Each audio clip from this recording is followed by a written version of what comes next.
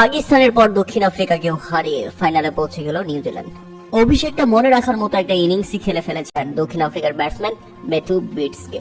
11-4 ও 5 ছক্কায় 148 বলে 150 রানের ইনিংস খেলে বিশ্ব রেকর্ড গড়েছিলেন 26 বছর বয়সী দক্ষিণ আফ্রিকার এই ব্যাটার। তবে ব্রিজের এমন ইনিংসের পরে অবশ্য জিততে পারেনি দক্ষিণ আফ্রিকা। নিউজিল্যান্ডের বিপক্ষে প্রোটিয়াদের হারতে হয়েছে 6 উইকেটের বড় ব্যবধানে। তাই তো ব্যাক টু ব্যাক 2 জয়ে ইতিমধ্যে ফাইনালে পৌঁছে গেছে তারা।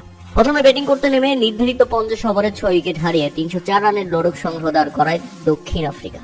আর জবাবে ব্যাটিং করতে নেমে ডেভন কনওয়ে এবং কেন উইলিয়ামসনের সে কি জুটি, আর এই জুটিতে ভর করে শেষ পর্যন্ত জিতেই মাঠ ছেড়েছে ব্ল্যাক ক্যাপসরা। কেননা কেন উইলিয়ামসন করেছেন নিজের 47তম আন্তর্জাতিক সেঞ্চুরি। 113 বলে 133 রানে অপরাজিত থাকেন কেন উইলিয়ামসন। জানলে অবাক হবেন যে মাত্র 72 বলে নিজের আন্তর্জাতিক 47তম সেঞ্চুরি পূরণ করে ফেলেন কেন উইলিয়ামসন। এছাড়া 97 রানের ইনিংস খেলেন ডেভন কনওয়ে।